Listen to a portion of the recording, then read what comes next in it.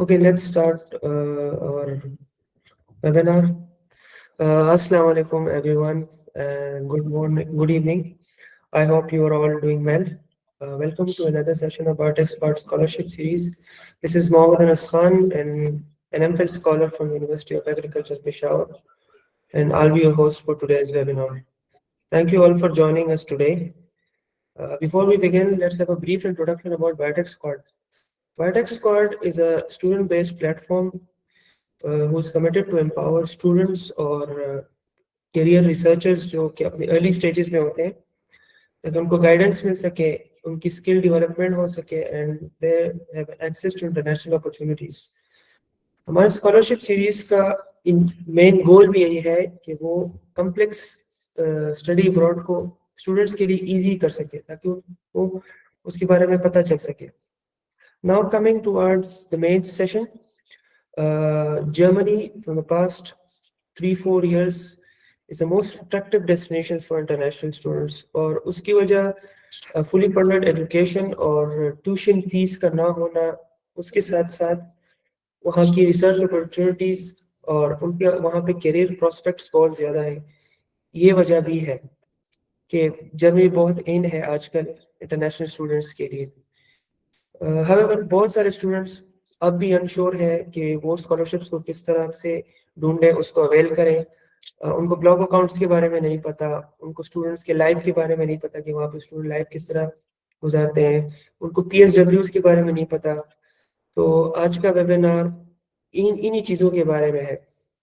So it's my pleasure to introduce our speaker for today, Mr. Umar Khalid, who is a Pakistani international student in Germany.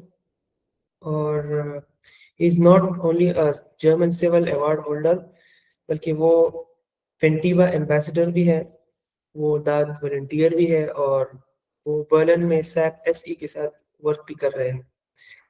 और mister Umar will be sharing his expert and practical insights on studying in Germany.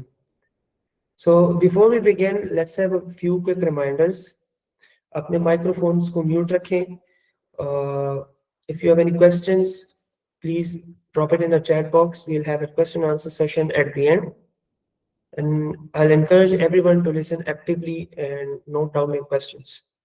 So without further ado, I would like to invite Mr. Omar Khalid to begin today's session. The floor is yours, Mr. Omar. Hello, assalamu alaikum everyone. I hope everyone is doing good. So, first of all, I will start with my own background, like what I did and what I'm doing now. So, आप लोग कैसे comfortable हैं, अगर English में या उर्दू में तो आप लोग बता दें ताकि मैं एक ही मीडियम में रहूँ या मिक्स करता रहूँ English Urdu. Sir, most of the students here are from Pakistan and India, so you can Okay. go with Urdu. Okay, perfect. तो स्टार्ट में अपने इंट्रोडक्शन से करूँगा. पाकिस्तान से भी मेरी काफ़ी क्वालिफिकेशन अच्छी हैं और मैं काफ़ी ज़्यादा काम जगहों पे मैंने काम किया पाकिस्तान के अंदर भी. I moved here in 2022 I guess. It's been like 3-4 years, 3-4 साल हो गए हैं यहाँ पर मूव हुए.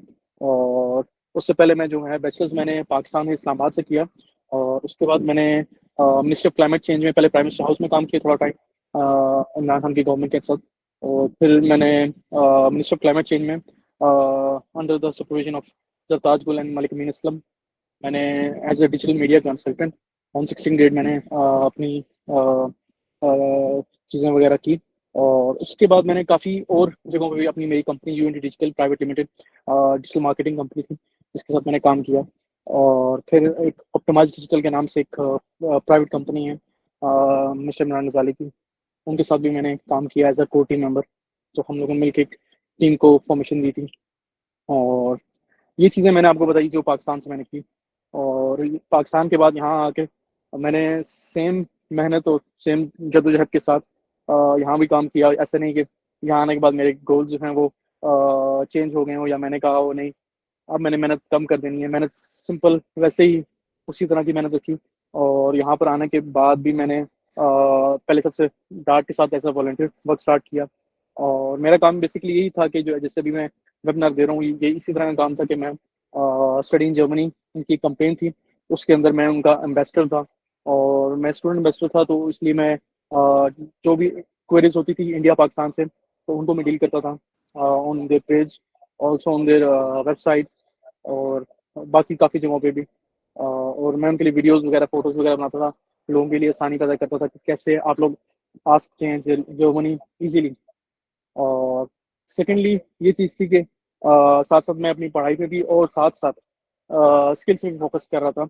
और लैंग्वेज सबसे ज़्यादा ज़रूरी है। आप लोगों को मैं एक चीज़ बता दूँ कि अगर आप लोगों ने जर्मनी का एम करना है, तो सबसे जो इम्पोर्टेंट चीज़ है, वो है लैंग्वेज। अगर आप लोगों के पास लैंग्वेज नहीं है इतनी ख़ास, तो आप लोग फिर अपने आप को यहाँ पर एक समझ लो आपकी जो 50% कैपेबिलिटीज़ हैं, वो कम हो जाती हैं। आप किसी भी फ़ील्ड में अच्छे से अच्छे बंदे हो, लेकिन अगर आपके पास लैंग्वेज नहीं है, तो आप उस चीज़ में बिल्कुल भी चीज़ें जो है ना नहीं परफ़ॉर्म कर सकते हैं। और इसके अलावा जो है वो यहाँ पर आने के लिए सबसे ज़रूरी जो है वो आपके बैचलर्स हैं, क्योंकि अगर आप बैचलर्स के लिए आना चाहते हो, तो वो तो पॉसिबल मेरे ख्याल से मुश्किल हो जाता है इंसान के लिए, क्योंकि बैचलर्स यहाँ पर जर्मन में ही है, लेकिन मास्टर्स जो है यहाँ पर इंग्लिश में है। और ऑलमोस्ट ऑलमोस्ट ऑल सारी पब्लिक यूनिवर्सिटीज़ के अंदर बिल्कुल फ्री है, कोई पैसे चार्जेस नहीं होते, कोई फीस नहीं होती, कुछ भी नहीं होता। और प्रोसेस भी बहुत ज़्यादा ईज़ी है, कोई इतना मुश्किल प्रोसेस नहीं है। प्रोसेस ये सिंपल ये होता है कि आपके पास एक बैचलर्स की डिग्री होनी चाहिए, आपके पास 7 या 7.5 आइल्स होना चाहिए, और साथ जो है वो आपका रेलेवेंट थोड़ा बहुत मतलब एक इंटर्नशिप या सिंपल एक्सपीरियंस होना चाहिए उस फील्ड के अंदर। और अगर नहीं भी है फील्ड के अंदर एक्सपीरियंस, तो चल जाएगा, लेकिन ये है कि अगर होगा तो अच्छी यूनिवर्सिटीज़ में एडमिशन मिल जाएगा। अब यहाँ पर कुछ होती हैं प्राइवेट यूनिवर्सिटीज़ और कुछ होती हैं पब्लिक यूनिवर्सिटीज़। अगर हम बात करेंगे पहले प्राइवेट की, तो प्राइवेट जो है वो उनका फ़ायदा नहीं इतना ख़ास। अगर आप उनमें एडमिशन लेंगे, तो वीज़ा के चांसेस बहुत कम होंगे। पाकिस्तान वैसे ही एक ऐसा हमारा पासपोर्ट है कि लोग वैसे ही डरते हैं हम लोगों से। तो पासपोर्ट के लिए ज़रूरी है कि आपको पब्लिक यूनिवर्सिटी में एडमिशन होना चाहिए।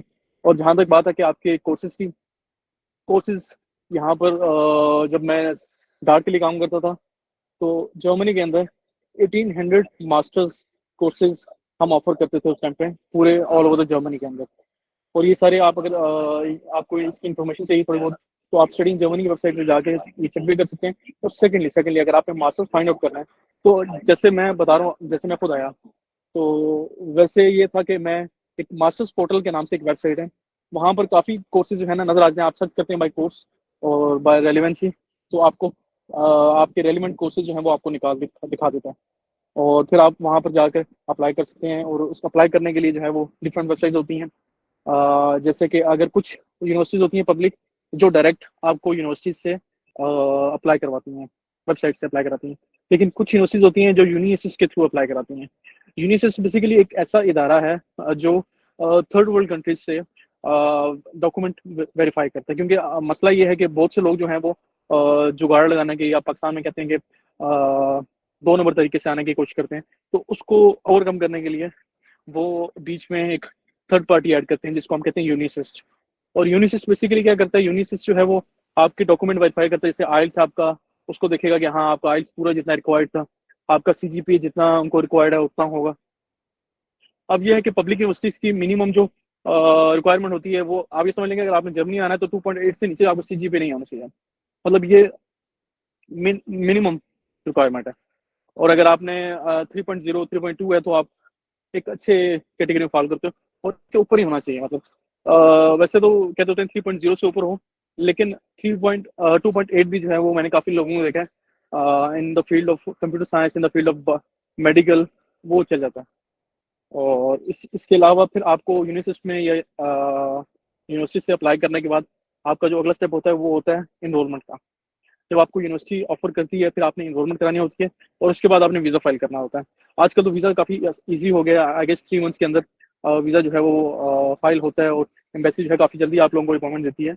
लेकिन जब मैं आया था, तब वीज़ा का बड़ा इशू था, और वीज़ा जो है ऑलमोस्ट ऑलमोस्ट उस टाइम पे 10 या 11 महीने, लाइक मुझे जो है वो 9-10 महीने लगे वीज़ा अपॉइंटमेंट लेने में। तो ये चीज़ होती थी कि उस टाइम काफ़ी चीज़ें मुश्किल थी, लेकिन अब थोड़ी-सी चीज़ें आसान हो गई हैं, काफ़ी ज़्यादा चीज़ें आसान हो गई हैं। तो अब जो है वो चीज़ें काफ़ी अपनी स्मूथ चल सकती हैं। मतलब 6 महीने में मैं कहूँ, अगर आप डेडलाइन 6 महीने की रखें, तो 6 महीने में आप ईज़िली जर्मनी आ सकते हैं आफ्टर बैचलर्स। अगर आपके पास आइल्स है, बैचलर्स है, बैचलर डिग्री है, और सब रिक्वायर्ड डॉक्यूमेंट्स ऑलरेडी हैं। फिर जो पाकिस्तान में लोग रहते हैं, अब मुझे नहीं पता कि इंडिया से भी लोग हैं या नहीं है, लेकिन जो पाकिस्तान में लोग रहते हैं उनके लिए मैं थोड़ा डिफाइन कर दूं कि पाकिस्तान में कुछ लोग कहते हैं मुफत से टेस्ट कराना है, यहाँ से टेस्ट करना है, वहाँ से टेस्ट करना है, कुछ भी जरूरत नहीं होती।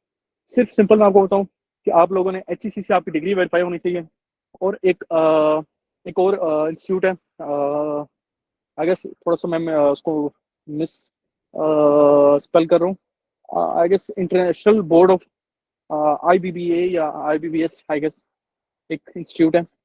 मैं उसको लिंक में डाल दूंगा, आप लोग दोबारा से उसको देख सकते हैं। मैं लास्ट में जो है कल आपसे एक शेयर भी कर दूंगा वर्ड फाइल भी, इसमें जितनी मैं बातें बता रहा हूँ आपको वो सारी एक स्टेप बाय स्टेप लिखी होंगी, तो आप उसमें दोबारा देख सकते हैं, रिव्यू कर सकते हैं उस चीज़ को। तो उसमें ये होगा, उसमें ये होता है कि आपको वहाँ से अपनी फर्स्ट मैट्रिक की और सेकेंड ईयर की जो आपकी डिग्री होती है वहाँ से वेरीफाई, क्योंकि पहले वेरीफाई होती है वो जो हमारा इंस्टीट्यूट होता है अपना, जो जहाँ से फेडरल बोर्ड या पिंडी बोर्ड या जो भी बोर्ड आप जिस बोर्ड से भी आपने पेपर्स दिए हैं उस बोर्ड पे आपने जाके वेरीफाई कराना था, वो तो मतलब साथ ही होता है जैसे आप डिग्री करते हो मैट्रिक की या सेकेंड ईयर की। उसके बाद एक इदारा होता है इंटरनेशनल बोर्ड, आपने उससे वेरीफाई कराना होती है अपनी वो दोनों चीज़ें। और थर्ड नंबर पे होती है HEC से वेरीफिकेशन। मुफा से अटेस्टेशन कोई ज़रूरत नहीं है और ज़रूरी नहीं है, मतलब हाँ मतलब काफ़ी कम केसेस में ऐसा होता है कि कोई आपको डिमांड करे इस चीज़ की, लेकिन मैंने सुना नहीं वैसे इतना खास। थिर्डली जो मेन जो चीज़ होती है जहाँ पर इशू आता है स्टूडेंट्स को, वो है ब्लॉक अकाउंट। करंटली 12,500 यूरोस, जो ऑलमोस्ट ऑल ऑफ पाकिस्तानी 43 से 45 लाख के बीच में बनते हैं आजकल के टाइम पे यूरो के। मेरा ख्याल है कम ही बनते होंगे, 45 से नीचे ही हैं, अंडर 45 लाख 4.5 मिलियन PKR होते हैं।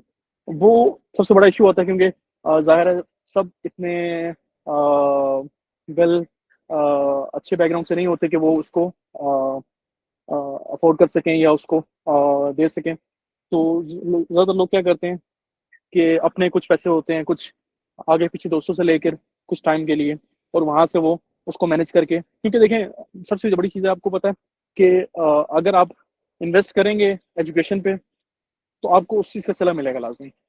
और अगर आपसे ये सोच के एजुकेशन पे इन्वेस्ट कर रहे हैं कि आप कल को सिर्फ कमाएंगे, वो चीज़ नहीं सोचें। आप ये सोचें कि आपने खुद कुछ बनना है, तब आप उस चीज़ को अवेल कर सकते हैं अच्छी तरह। मेरे साथ बहुत से लड़के हैं और अभी भी होंगे जो जिन्होंने मैट्रिक के अंदर मेरी क्लास के एक लड़का था जिसने बोर्ड में टॉप किया था। फिर उसके बाद सेकंड ईयर में मेरे साथ एक लड़का था जो थर्ड पोजीशन ली थी जिसने ओवरऑल द फेडरल बोर्ड में। लेकिन वो लोग, मैं ये नहीं कह रहा कि वो लोग आज कुछ नहीं कर रहे, लेकिन मैं ये कह रहा हूँ कि उनके गोल्स डिफरेंट थे। उनके गोल्स थे कमाना, मेरा गोल था अपने आप को बनाना एजुकेशन से। और ये चीज़ इसमें ऐसा कुछ नहीं होता कि आप कहेंगे कि तो आप सोच रहे होंगे कि एजुकेशन जो है वो हम लोग सब इसीलिए पढ़ते हैं कि हम कुछ आगे जाके कुछ कमा सकें या कुछ कर सकें। हाँ, वो गोल होना चाहिए, मैं ये नहीं कहता नहीं होना चाहिए, लेकिन जो फर्स्ट प्रायोरिटी है वो आप इस चीज़ को दें कि आप खुद कुछ बने करें। आप अपने आप को इतना अपनी स्किल्स को इतना डेवलप कर लें कि आपको एट द एंड इस चीज़ की ज़रूरत देना पड़े कि आप किसी को जॉब के लिए कह रहे हैं, बल्कि आपको जॉब्स की कंपनी आपको खुद अप्रोच करें जॉब्स के लिए। और ऐसे ही होता है जब आप स्किलफुल होते हो, जब आप अच्छा काम कर रहे होते हो, तो कंपनीज आपको खुद अप्रोच करती हैं। तो ये चीज़ होती है। और बड़ी और चीज़ें इस तरह की हैं जो लोग जो है कंसिडर नहीं करते। वो एक मोरल एस्पेक्ट आ जाता है, लेकिन मैं आपको आज जो है वो मोरल एस्पेक्ट नहीं लेकिन एजुकेशन वाइज बताने आया हूँ, तो मैं एजुकेशन पे रहूँगा, कोशिश करूँगा। तो एजुकेशन वाइज फिर ये है कि चीज़ें आप वो चीज़ें डॉक्यूमेंट्स पूरे करके, और उसके अलावा जो है वो ब्लॉग अकाउंट आपने पूरा करना होता है। ब्लॉग अकाउंट पूरा करके आपके बीच में और वीज़े के बीच में कोई मसला नहीं होता। जब मैंने एम्बेसी आपको ट्रीट करती है एज इट इज़, जैसे आप चाह रहे होते हो चीज़ों को लेके चलते हो। और कोई इतना मुश्किल इंटरव्यू नहीं होता है, इंटरव्यू बड़ा ईजी, बहुत ईजी होता है, कुछ भी नहीं उससे पूछते। आप अगर 3 क्वेश्चन होते हैं उसमें, आप अगर वो दिमाग में डाल के बेशक याद करके चले जाओ, कोई इशू नहीं है उसका। आपसे कोई पूछेगा नहीं कि क्यों याद किए हैं ये क्वेश्चन। आपसे वो पूछेंगे कि आप कौन सी डिग्री में जा रहे हो, आप क्या करोगे डिग्री करने के बाद, और वापस आओगे या नहीं आओगे। तो ये 3 सवाल होते हैं। इसमें आपको कुछ लोग ये होते हैं वो कहते हैं हम मास्टर्स के बाद फ़ौरन वापस आ जाएँगे, जो गलत आंसर है मेरे ख्याल से। मास्टर्स के बाद आप ये कहो कि हम लोग इंटर्नशिप करेंगे, इंटर्नशिप करके हम लोग इस चीज़ को यकीन बनाएंगे कि हम वापस आके स्किलफुल हों आपके मुल्क से। क्योंकि वो जर्मन से नहीं होते, बेसिकली जो इंटरव्यू लेते हैं वो पाकिस्तानी ही होते हैं, लेकिन हम ऐसे उनको ले रहे होते हैं जैसे वो जर्मन ही हैं। और ये चीज़ होती है। बाकी मुझे नज़र आ रहा है कि आप लोग क्वेश्चन करना चाह रहे हैं, तो साथ-साथ क्वेश्चन भी करें आप, क्योंकि मैं उस चीज़ से ज़्यादा अच्छे तरीके से आप लोगों को समझा सकता हूँ कि जो आप लोगों की क्वेरीज़ वगैरह होंगी, उनको साथ-साथ डील करते रहें। तो अगर कोई बोलना चाह रहा है तो बेशक माइक ऑन करके मुझसे क्वेश्चन पूछ सकता है।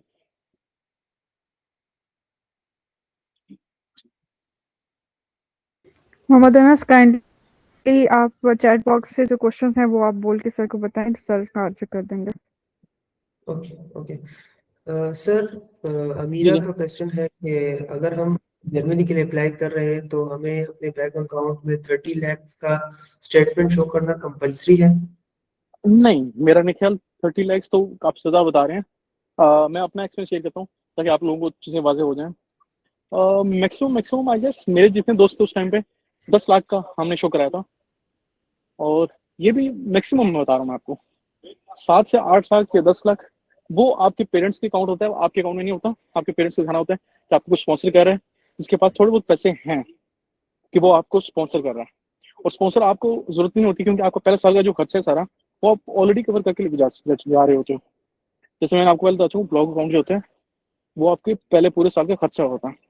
उसमें सब कुछ इंक्लूड होता है, आपके खाना पीना रहना, वो सारी चीज़ें होती हैं। आपको हर महीने का 947 यूरोज आइए उस टाइम मिलते थे, आप थोड़े ज़्यादा हो गए होंगे, अब 1000 के आसपास हो गए।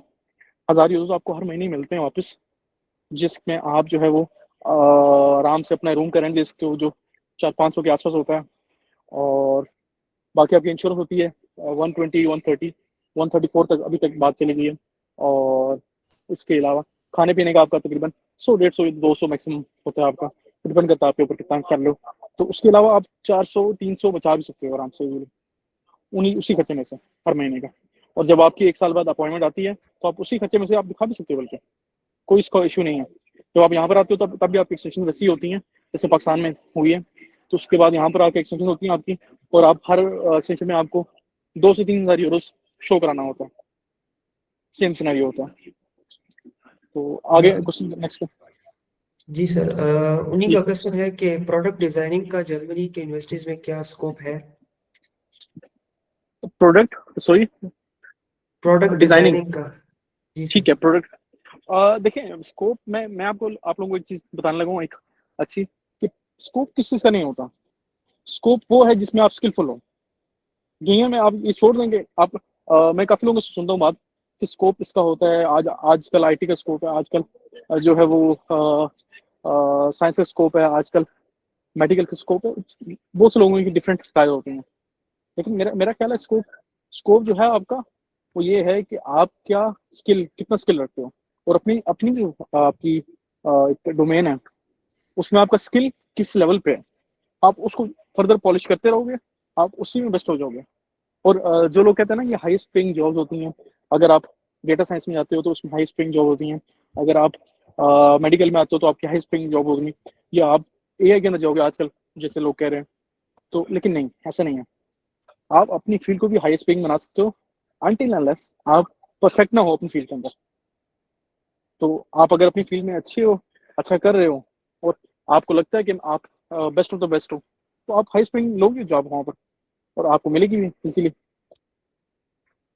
अच्छा सर, दुआ शाहिद का क्वेश्चन है कि मैं सिंध से हूँ तो पहले डॉक्यूमेंट सिंध बोर्ड से, फिर इंटरनेशनल इंस्टीट्यूट और फिर एचईसी से वेरीफाई करना होंगे?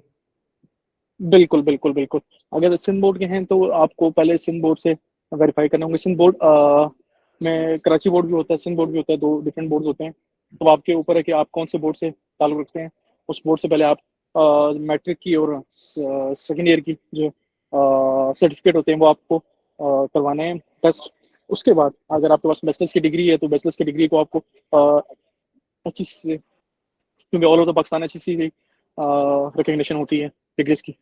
और इन सब चीज़ों के बाद एक आईबीसीसी इदारा है, इंटरनेशनल बोर्ड ऑफ कुछ है आगे, काउंसिल या कमेटी, तो उससे आपको अटेस्ट कराना पड़ता है। और वो जो है वो अ, लेकिन अब मुझे इसका आइडिया नहीं है कि कराची में आई गेस है उसका एक ऑफिस है, क्योंकि इस्लामाबाद में एक ऑफिस है और एक कराची में है, दो जगहों पे ऑफिस है उसका। तो कराची में ऑफिस होगा कि मतलब मुझे पता नहीं कि इंटीरियर में है या नहीं, लेकिन कराची में है और इस्लामाबाद में है। तो अगर जो पंजाब वाले लोग हैं वो इस्लामाबाद आ सकते हैं उसको टेस्ट कराने के लिए। और ये ऑनलाइन भी होती है वैसे तो, ऑनलाइन से मुराद कि बाय पोस्ट भी आप करा सकते हैं, लेकिन उसमें डॉक्यूमेंट्स का थोड़ा खतरा होता है कि आपके जो ओरिजिनल डॉक्यूमेंट्स होते हैं वो आप ज़ाहिर बाय पोस्ट सेंड करते हो। तो मुझे तो जैसे मैं खुद हूँ, तो मुझे यकीन नहीं आता कि ट्रस्ट नहीं आता कि हो सके मिसप्लेस हो जाए, कुछ हो जाए। तो मैं कोशिश करता हूँ कि मैं खुद जाके वहाँ पर वो चीज़ करूँ। ओके सर, इन्हीं का क्वेश्चन है कि आइलेट्स के बगैर जर्मनी में अप्लाई कर सकते हैं या इसका कोई अल्टरनेटिव बता दें। अब नहीं, मेरा नहीं ख्याल आइल्स के बगैर अप्लाई कर सकते हैं, क्योंकि आइल्स जो है वो यूनिवर्सिटीज़ की क्या पता डिमांड नहीं होगी, लेकिन एम्बेसी की डिमांड है। तो आपको एम्बेसी की डिमांड तो लाजमी, देखिए वीज़ा लगवाने के लिए आपको पूरा करना पड़ेगा। अगर आप आइल्स, अगर कुछ कोई यूनिवर्सिटीज़ हैं जो कहती हैं टॉफल कर लें, कुछ यूनिवर्सिटीज़ होती हैं डुओलिंगो कर लें, लेकिन एट द एंड आपको जब वीज़ा लगवाना होता है तो आपको आइल्स देना पड़ता है 6.5 या 6.0 आई गेस। Yes sir. अच्छा, एक और क्वेश्चन है फिजा का कि बैचलर्स के एडमिशन्स को के लिए किस तरह अप्लाई करें, उसकी गाइडेंस चाहिए। बैचलर्स के एडमिशन के लिए बेसिकली आपको अब थोड़ा सा मैं इस चीज़ के ऊपर गाइड करूँ कि जो जर्मनी में बैचलर्स है ना, वो आफ्टर 13 ईयर एजुकेशन है, और पाकिस्तान में जो बैचलर्स है वो आफ्टर 12 एजुकेशन है। 12 साल की एजुकेशन के बाद हम बैचलर्स करते हैं, और बैचलर्स हमारा तो 4 साल का, जहाँ बैचलर्स होते 3 साल का, लेकिन आफ्टर 13 ईयर ऑफ एजुकेशन, 13 साल पढ़ने के बाद। तो जो 1 साल का बीच में गैप आता है, उसको कवर करने के लिए आप क्या करते हो कि आप 1 साल का एक अलग से कोर्स करते हो यहाँ पर आने के लिए, मतलब यहाँ पर आके उसके लिए आपको अप्लाई करना पड़ता है। तो उसमें क्या होता है कि आपने वो जो कोर्स है उसमें आपको कोशिश करनी होती है कि आप B1 या B2 का एग्जाम होता है। तो आप अगर वो कर लोगे तो आपके लिए आसानी हो जाएगी ज़्यादा। Okay sir. और अ,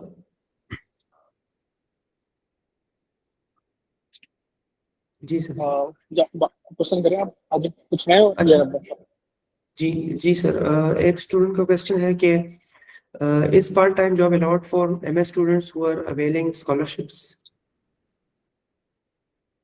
देखिए, जॉब्स का जो सीन है ना, मैं आपको पहले भी बता चुका हूँ कि आपकी स्किल के ऊपर है। और पार्ट टाइम जॉब्स में डिपेंड करता है कि आप किस साइड पे जो है वो जॉब करना चाह रहे हैं।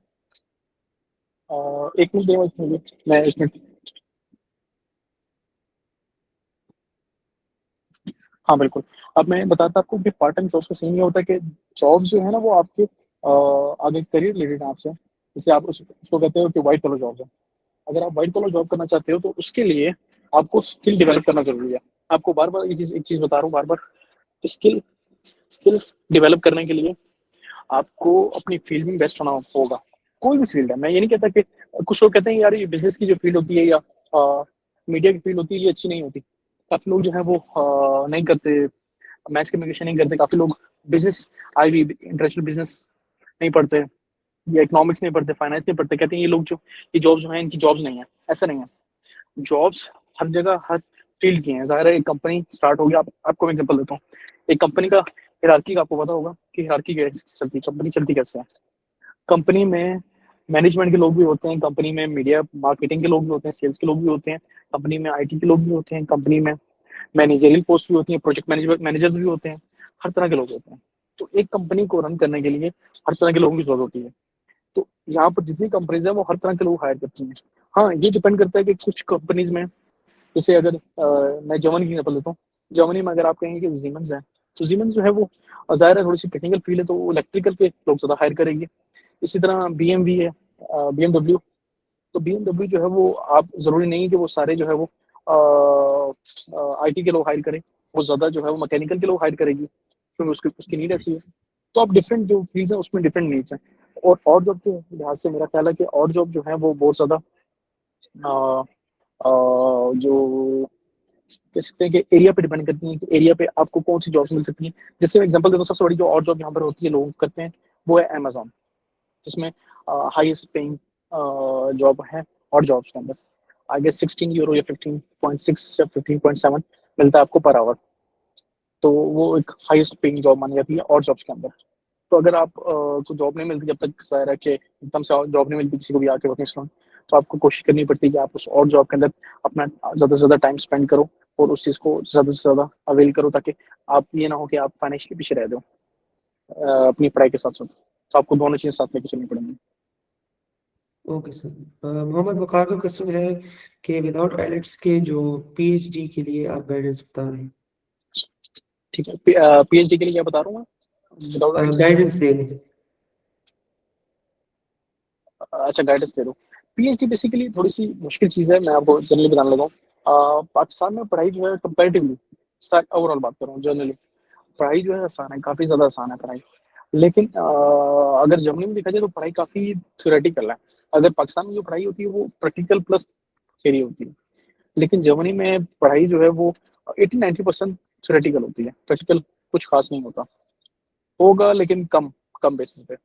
तो आपको ये चीज़ देखनी है कि आपके अगर जितने ज़्यादा पेपर्स पब्लिश हैं, आपके जितने जर्नल्स पब्लिश हैं और कौन-सी जगहों पे पब्लिश है, ये डिपेंड करता है। अगर आप रिसर्च के साथ काम करते रहे पहले, या बड़े इंस्टीट्यूट के साथ काम करते रहे हो पहले, अमेरिकन इंस्टीट्यूट के साथ, जर्मन इंस्टीट्यूट के साथ आपने पब्लिश किया कराया हुआ है कुछ, या यूके के इंस्टीट्यूट के साथ आपने पब्लिश कराया हुआ है पहले, तो आपके लिए काफ़ी आसानियाँ होगी। लेकिन अगर आप सिर्फ पाकिस्तान की हद तक अपनी पब्लिशिंग को रखा हुआ है, तो वो थोड़ा मुश्किल हो जाएगा फिर आपके लिए। और पीएचडी जो ऐसी चीज़ है कि वो थोड़ा-सा प्रोफेसर्स के ऊपर ज़्यादा डिपेंड करता है कि आप जो काम, ज़ाहिर है पीएचडी ऐसा नहीं होता कि आप एडमिशन अप्लाई करते हो।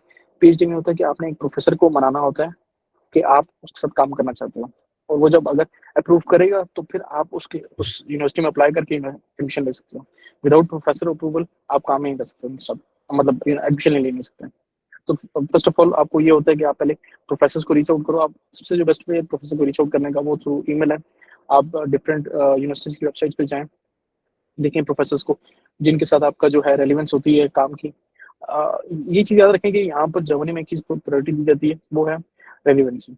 अगर आप ये सोच रहे हैं कि मैं एक मेडिकल स्टूडेंट हूँ और मैं इंजीनियरिंग के अंदर चला जाऊँगा, तो हो सकता है 10-20% चांस है कि आपका वीज़ा कराई जाए। लेकिन यहाँ पर आके आपको बहुत मुश्किल होगी। तो कोशिश ये करें जिस फील्ड में आप हैं, उसी फील्ड में आप आगे भी जाएँ।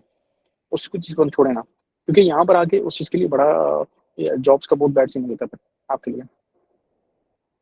Okay sir. Sir, life sciences में अगर मास्टर कोई करना चाहता है तो उनके लिए आइल्ट्स की मिनिमम रिक्वायरमेंट्स क्या होनी चाहिए? मिनिमम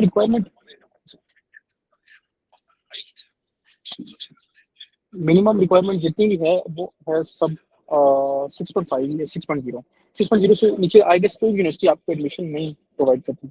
तो आपको मिनिमम जो है वो 6.0 चाहिए होता है।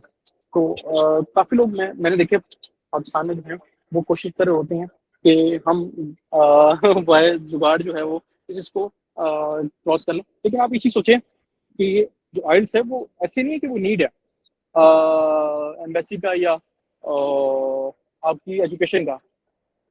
वो आपकी वो आपकी नीड है।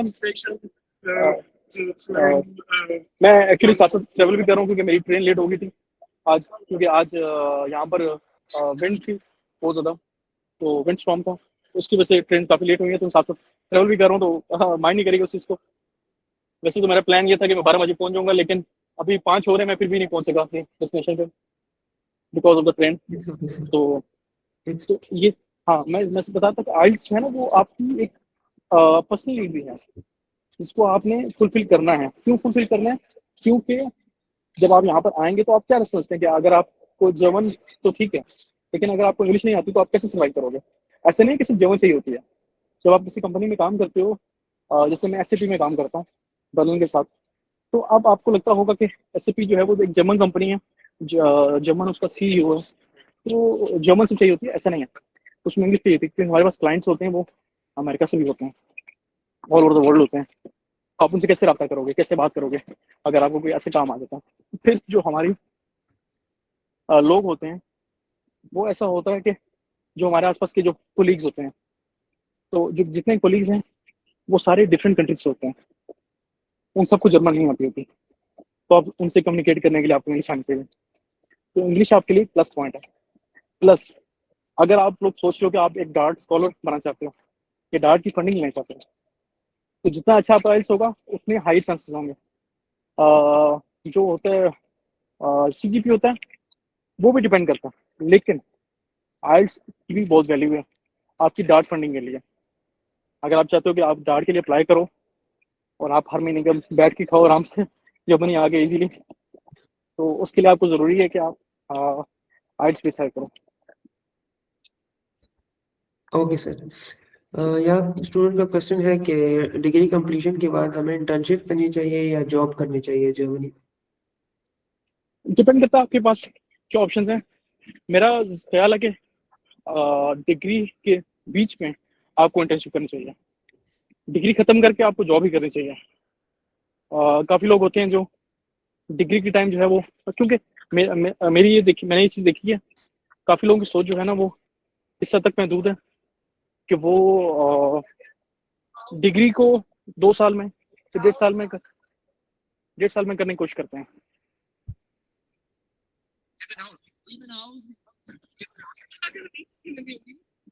तो कहाँ जा रही? ओके। सो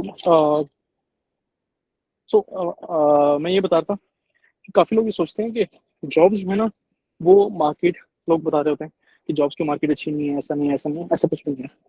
जॉब मार्केट बहुत अच्छी है उन लोगों के लिए जो लोग काम करते हैं या जो लोग कर सकते हैं, आगे जो लोग कर सकते हैं। लेकिन जो लोग स्किलफुल नहीं है, जो लोग अच्छे नहीं हैं फील्ड में अपनी, वो लोग ये एक्सक्यूज बनाते हैं कि नहीं जॉब्स तो मार्केट बहुत ख़राब है, जॉब्स का तो सीन बहुत बैड है, जॉब्स तो है ही नहीं। और फिर वो जो चीज़ होती है वो थोड़ी सी ऊँची रह जाती है। तो मेरा ख्याल है कि आप ज़रूर सोचे दें कि आप इंटर्नशिप जो है ड्यूरिंग द डिग्री कर लें, और बहुत सी ओके सर। कंपनी आपको खुद कराती हैं। Okay sir. सर स्टूडेंट का क्वेश्चन है कि हम लास्ट सेमेस्टर ऑफ बैचलर्स में ऑफिशियल डिग्री के बगैर अप्लाई कर सकते हैं जर्मनी? नहीं, अभी क्या जो रूल है चेंज हुए थोड़ा सा, पहले डिफरेंट रूल्स थे लेकिन अब डिफरेंट रूल्स हो गए हैं। अब के रूल्स के मुताबिक जब तक आप डिग्री कंप्लीट नहीं कर लेते आप अप्लाई नहीं कर सकते।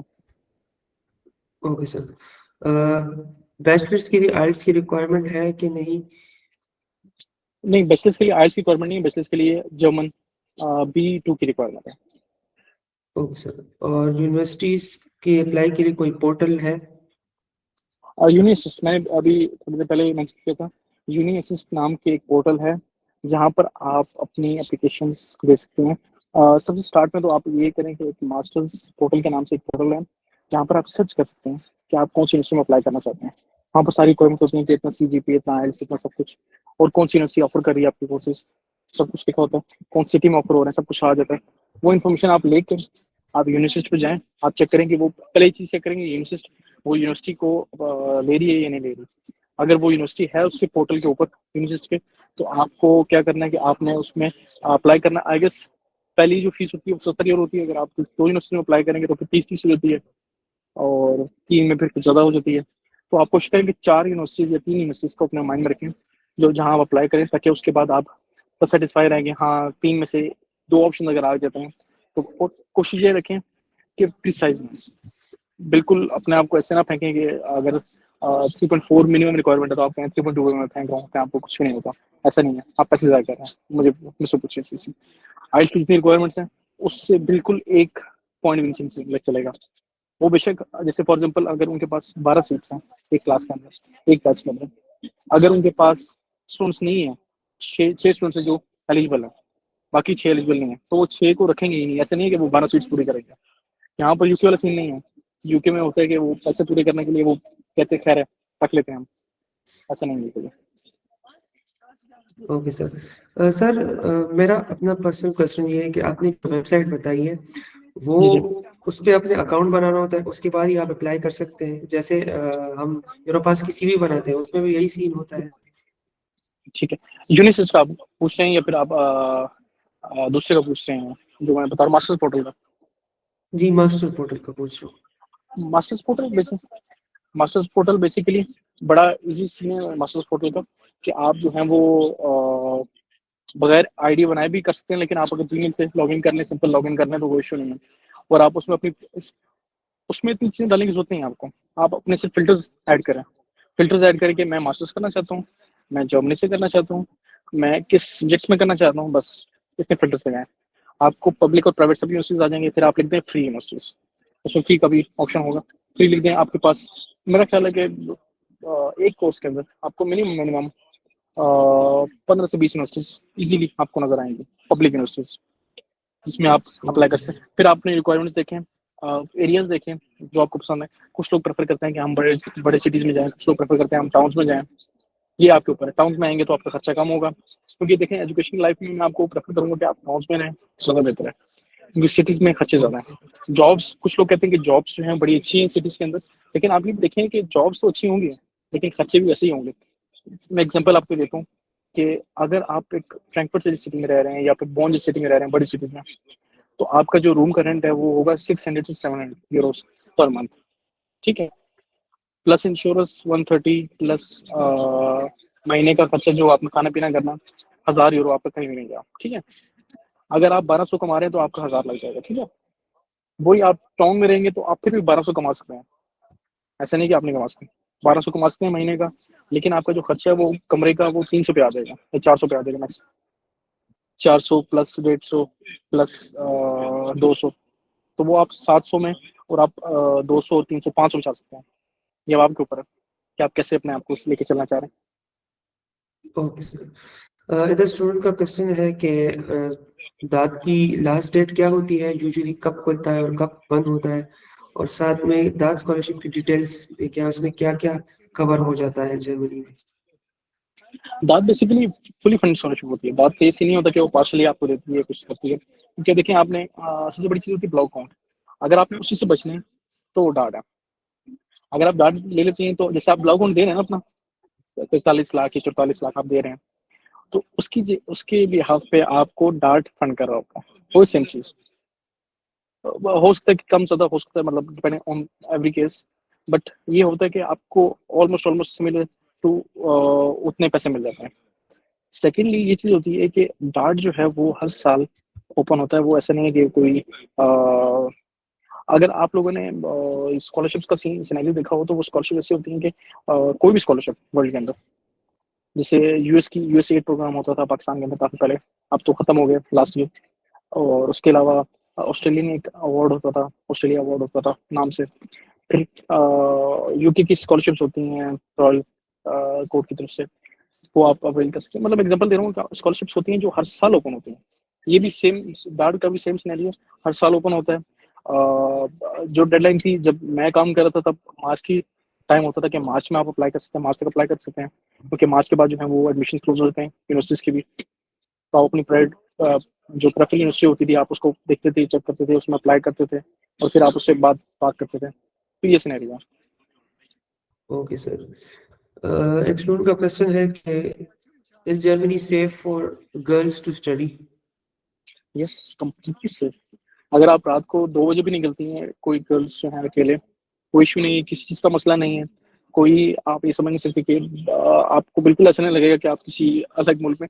हाँ, ये है कि अंधेरा होगा, ज़ाहिर है पाकिस्तान की तरह ही अंधेरा होगा। ऐसा नहीं है कि हाँ रोशनी सूरज होगा रात को, तो वो चीज़ें होंगी कि जो एक डर वाला फैक्टर होता है कि हाँ कोई जानवर आ सकता है। जैसे आप टाउन पे रह रहे छोटे, तो आप समझ सकते हैं यार मैं पैदल जाऊंगा तो ये एक फॉरेस्ट का इलाका है, यहाँ पर कोई वाइल्ड एनिमल हो सकता है, कुछ ये चीज़ हो सकती है। उसके अलावा इंसानों से खतरा नहीं है आपको कोई भी।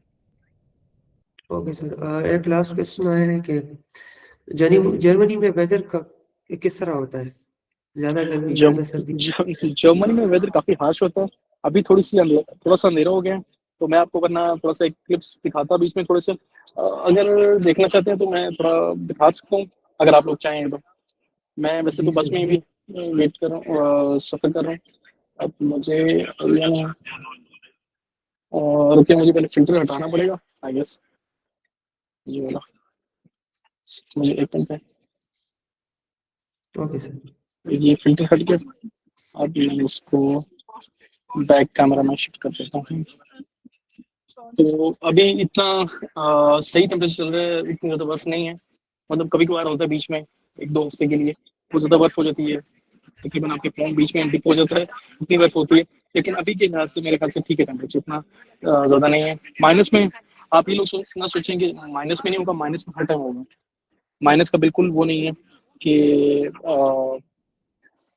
आप लोगों से जो भी लोग इस्लामाबाद से या नॉर्थ से है ना, दिल्ली से, इस्लामाबाद से या पंजाब के जो पठवार इलाका है उससे, या इंडिया में हिमाचल से या फिर जो नॉर्थ है वहाँ से हैं, तो आप लोगों के लिए इशू नहीं है। जो लोग कराची से हैं मोस्टली, या जो लोग इंटीरियर सिंध से हैं या साउथ पंजाब से हैं, उनके लिए काफ़ी इशू होगा। उनके लिए ये है कि एक नई टेम्परेचर है, क्योंकि उनका जो है वो 46 तक जाता है गर्मियों में। तो यहाँ पर गर्मियों में मैक्स जो जाता है वो 23 है, तो आप उसको अंदाज़ा लगा सकते हैं। और सर्दियों में जो मिनिमम जाता है वो -15 तक है, या -17 भी, अगर आप, डिपेंड करता है इलाका भी। अगर आप म्यूनिक में रह रहे हैं, मुंशन जिसको हम मुंशन कहते हैं जर्मन में, म्यूनिक में रह रहे हैं, या फिर आप बैरन में रह रहे हैं। बैरन एक इनका प्रोविंस है, आपने सुना भी होगा एक फुटबॉल लीग के नाम से, एफसी बैरन। तो वो इनकी बुंडेसलीगा होती है, तो उसमें होता है। तो ये एक इनका प्रोविंस है बैरन। तो अगर आप बैरन में रह रहे हैं तो फिर आपको थोड़ा सा बैक होके आना पड़ेगा ज़्यादा। Okay sir. क्वेश्चंस क्वेश्चंस काफ़ी चैट पे तो क्वेश्चंस नहीं है, बाकी जी। अगर किसी और को क्वेश्चन है तो they can raise their hand और क्वेश्चन कर सकते हैं सर से। आप लोग जनरल सवाल भी कर सकते हैं, ज़रूरी नहीं कि आप एजुकेशनल रिलेटेड करें। आप लोग ऐसे पूछ सकते हैं कि जैसे जॉब्स के बारे में पूछ रहे हैं, जैसे आप लोगों ने वेदर के बारे में पूछा, ये तो मुझे अच्छा लगा कि काफ़ी लोग इंटरेस्टेड, क्योंकि ये आपका इंटरेस्ट शो करता है। ये जो चीज़ होती है ना, जैसे आप किसी ने पूछा कि वेदर कैसा होता है, तो वो पहले से तैयार होकर माइंड में अपने आएगा। ये चीज़ें आपका इंटरेस्ट शो करती हैं। एजुकेशन ठीक है, एजुकेशन आप करेंगे, लेकिन आप में रहना भी है यहाँ पर। और जब कोई इंसान आता है यहाँ पर, तो उसका प्लान ये नहीं होता कि मैं 1 साल के लिए आ रहा हूँ, 2 साल के लिए आ रहा हूँ। वो लाइफ टाइम के लिए आ रहा होता है, पासपोर्ट लेने के लिए आ रहा होता है, पीआर के लिए आ रहा होता है। तो आप लोगों ने यहाँ पर कम से कम मिनिमम बता रहा हूँ, मिनिमम 7 से 10 साल गुजारना है। तो आप वो माइंडसेट बना के आएँ कि यार मैं वो जा रहा हूँ, तो उधर जाके मैंने जो है वो वापसी की तरफ नहीं देखना कि पीछे क्या हो रहा है। क्योंकि एक कहावत है कि 2 कश्ती में मुसाफिर कभी भी अपनी मंजिल को नहीं पहुँचता। तो आप जब एक कश्ती अपनी एक कर लेंगे, तभी आप अपनी मंजिल पे पहुँच सकते हैं। मैं ऐसे बताने लगा हूँ, पैसों का मसला नहीं होता यहाँ पर, लेकिन मैं ऑलमोस्ट 2.5 साल 3 साल हो गए मैं पाकिस्तान नहीं आया वापस चल के। वो वजह ये नहीं है कि मुझे पाकिस्तान पसंद नहीं है, या मेरे रिलेटिव्स नहीं है पाकिस्तान में, या मेरे फैमिली मेम्बर्स नहीं पाकिस्तान में। बट ये मसला है कि मैं प्रेफ़र करता हूँ कि मैं इसके कल्चर में अडॉप्ट हूँ, थोड़ा-सा मैं इसको फ़ैमिलियर हो जाऊँ ज़्यादा बेहतर, तो मुझे फिर पाकिस्तान जाने में मज़ा भी आएगा कि मैं एक अपने आप को अलग तरह से रिप्रेज़ेंट कर सकूँ। सेकेंडली, मैं प्रेफ़र करता हूँ ट्रैवलिंग को ज़्यादा यहाँ पर, क्योंकि मुझे लगता है कि आपको एक्सपोज़र है ट्रैवलिंग से आता है। मैंने लास्ट 2 ईयर्स के अंदर 28 कंट्रीज़ ट्रैवल किए हैं। तो वो ये इसलिए पॉसिबल हो सके कि मैं पाकिस्तान नहीं गया। अगर मैं हर छुट्टियों में पाकिस्तान चला जाता, मैं ये बता रहा हूँ, पैसों का इश्यू नहीं होता। मैं हर छुट्टी में अगर पाकिस्तान चला जाता, तो मैं 28 कंट्रीज़ में देख सकता था। Okay sir. सर एक क्वेश्चन आया है कि फूड का क्या वो होता है, हलाल फूड इजीली मिल जाता है वहाँ पे? फूड डिपेंड करता है आपकी सिटीज़ कौन-सी है। ऑलमोस्ट छोटे से छोटा टाउन भी होगा ना, छोटे से छोटा टाउन में, आपको हलाल फूड का इश्यू नहीं होगा, क्योंकि एक चीज़ बताऊँ आपको कि जर्मनी की टोटल पॉपुलेशन में 16% पॉपुलेशन जो है वो टर्किश मुस्लिम्स की है। तो आप इसी से बेफ़िक्र हो जाएँ, उन्होंने हर जगह डोनर कबाब खोला होगा, टर्किश चिकन वाला भी और बीफ वाला भी। तो वो आपके लिए बेशुमार है, वो आप खा सकते हैं कहीं से भी, किसी भी सिटी में जाके। लेकिन ये है कि अगर आप कहेंगे कि मुझे रॉ चिकन चाहिए या ये चीज़ें चाहिए, तो वो डिपेंड करेगा, वो ज़्यादातर सीरियंस का काम होता है, वो टर्किश नहीं करता है, वो ज़्यादा सीरियंस का काम करते हैं। तो सीरियंस जो हैं वो भी अच्छी पॉपुलेशन इनकी 6-7% है टोटल पॉपुलेशन में।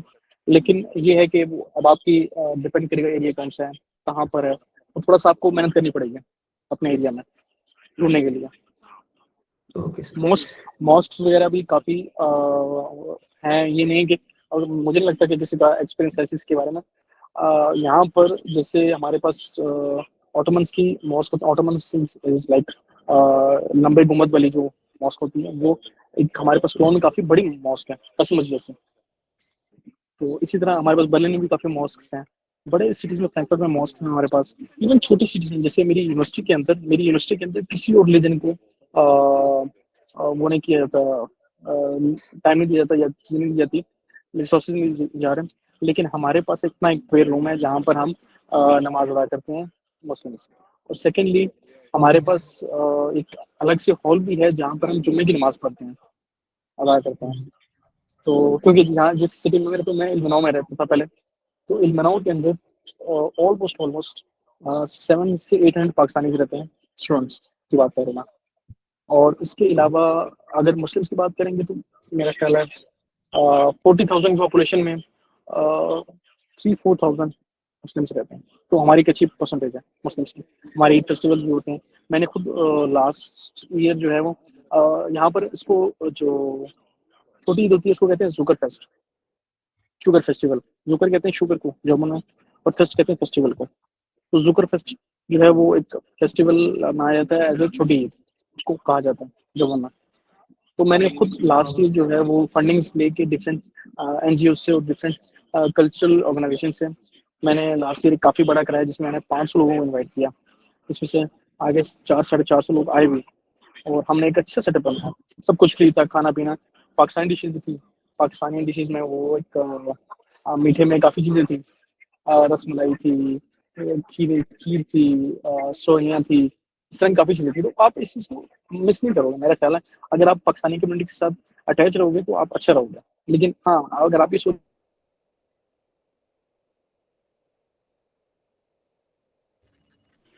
आई गेस सर आपका माइक म्यूट हो गया है।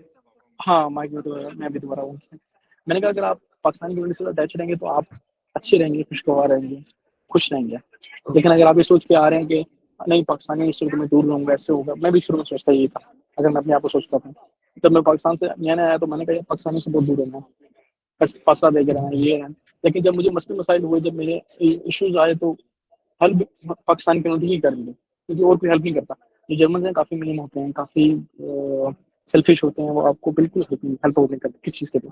तो कोई भी, इवन कोई भी रेस जो है वो आपको हेल्प आउट नहीं करती, एक्सेप्ट पाकिस्तानीज़। पाकिस्तानी वो लोग हैं जो आपको बगैर किसी फ़ायदे के आपकी हेल्प कराएँगे। ओके सर, आई गेस एक क्वेश्चन है कि कौन-कौन से डॉक्यूमेंट्स चाहिए होंगे मास्टर्स के लिए, वो आप पहले बता चुके हैं।